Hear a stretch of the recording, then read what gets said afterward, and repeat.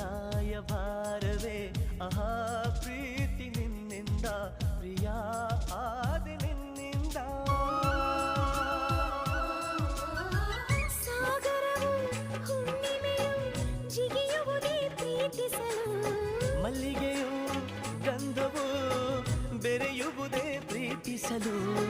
ಪ್ರೀತಿ ನಿನ್ನ ಸ್ಮರಣೆಯಲ್ಲಿ ಅದರಗಳು ಅರಳುವುದು ಚುಂಬಿಸುತ್ತ